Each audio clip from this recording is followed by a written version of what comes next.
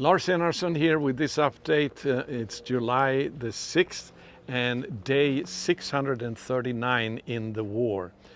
So the Prime Minister Netanyahu, his special airplane Wing of Zion, will soon take off from Israel towards the United States to meet with President Trump.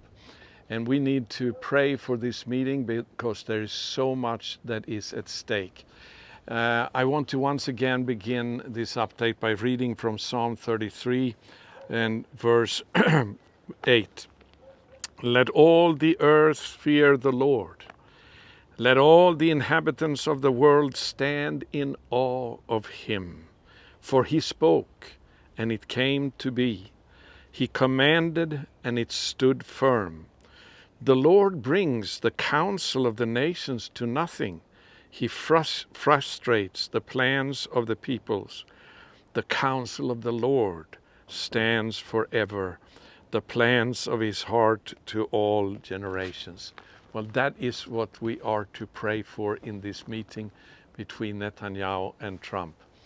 As we said earlier here, this ceasefire agreement or proposal that was put forth by Qatar and Egypt has been, in its original part, been accepted by Israel, but Hamas has now come, not surprisingly, with several points that they need to change in this proposal. Prime Minister Netanyahu said this morning that those changes are unacceptable to Israel. So the question is, what is going to happen now? Will President Trump demand that Prime Minister Netanyahu will give in to these changes that are unacceptable to Israel, or will Hamas backtrack? We don't know. So we need to cover this in so much prayer.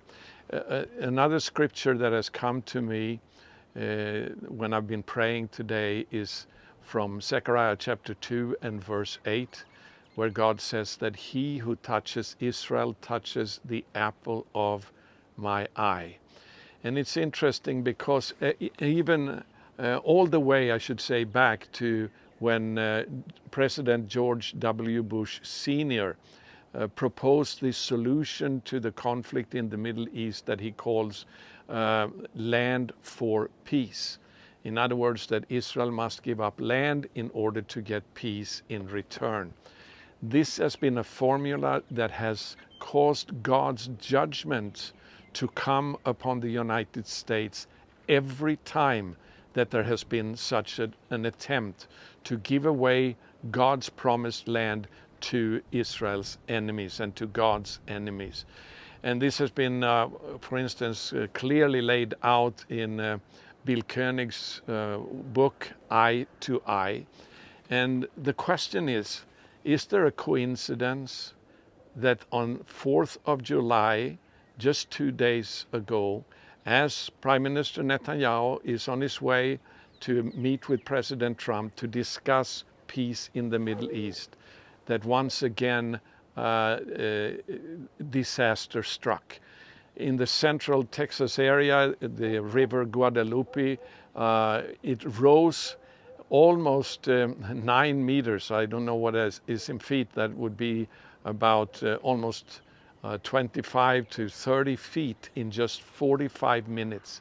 At least 51 people have died and at least 27 have been missing. Most likely they are also dead. This is a very, very serious catastrophe that has fallen the United States of America right as these intense negotiations are taking place. Moreover, as I mentioned 2 days ago in my update, then on Sunday in 1 week, July 13, is the anniversary of the sin of the golden calf. And which is the beginning of this very difficult season on the biblical calendar that is called the time between dire straits, when so many judgments have come upon Israel because of their disobedience. So the question is, will Prime Minister Netanyahu and President Trump make a priority for what is, so to speak, the gold from the golden calf, the financial considerations to take place instead of what God has said in His Word concerning the land of Israel. So there are very serious warning signs here that something is not right in what is happening right now. I must say, for my own part, I remember the first time that I heard President Trump mention that he would like to create peace in the Middle East. He said this already in 2016, right after he won the election that year for the first time, and before he took office in January. And as soon as he said that, I felt immediately, no, please stay away, because this is very, very dangerous territory you're entering into. It is true that President Trump, up till now, has been the most Israel-friendly president in the United States by far.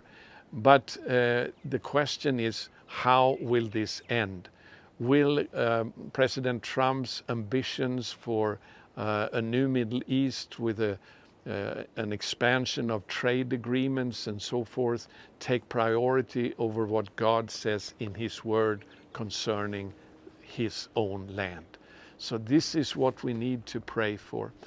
And I also want to say that we need to remember what the enemies of Israel truly are like, because this never comes out in the regular news reports.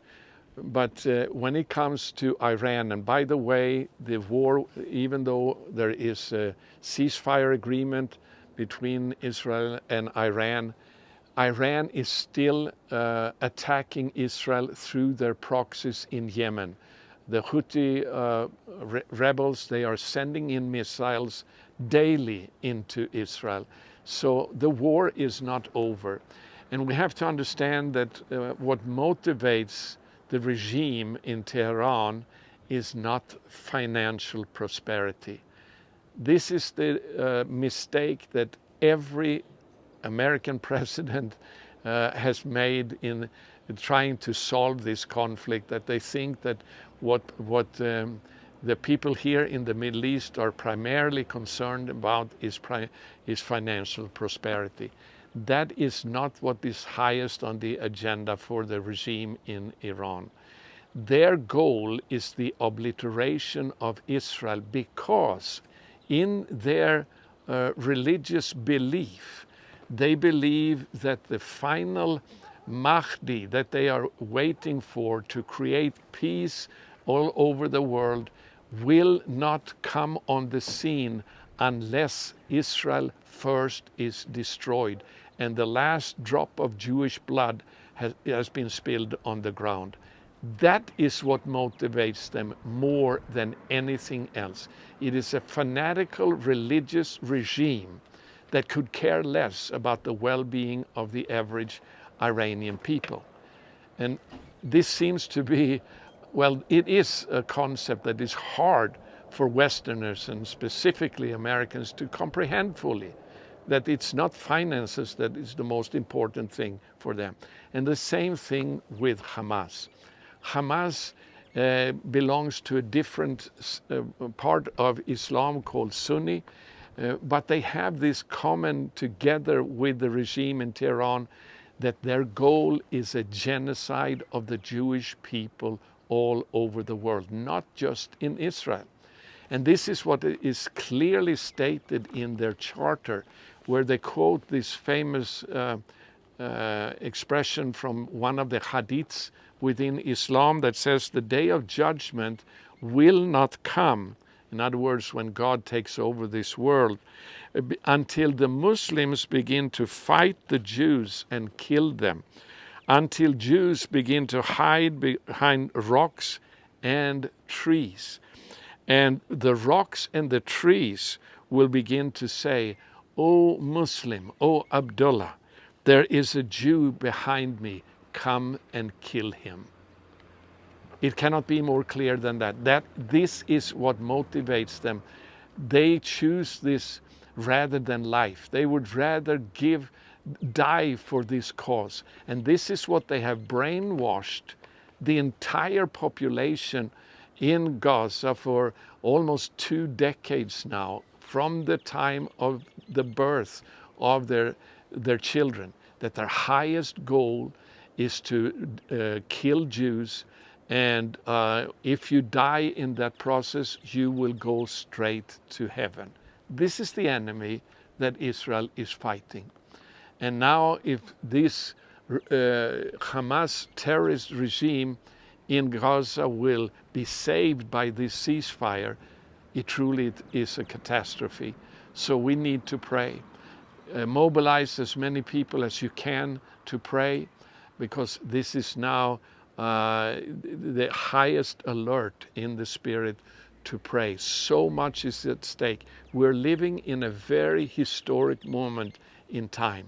And 2 weeks ago, God spoke to me and said, God is calling the church all around the world right now to be faithfully supporting and standing with Israel in prayer with the same dedication that Ruth showed towards her Jewish mother-in-law, where she committed herself to be faithful unto death in order to enter into the same future with her mother-in-law. And we have to remember that we are going to inherit the promises in the Bible together with the Jewish people when the Messiah comes. So that's why we need to pray right now. God bless you. And as I said, subscribe to this channel if you haven't already. Click thumbs up, make a comment. Let's stand together and mobilize as many people as possible to pray right now. God bless you. Shalom from Israel.